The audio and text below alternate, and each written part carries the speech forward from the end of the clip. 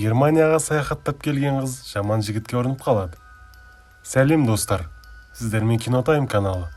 Бүгін біз Берлинский синдром деген фильмге қысқаша шолу жасайтын боламыз. Бұл фильмнің басты кейіпкері Клэр деген қыз.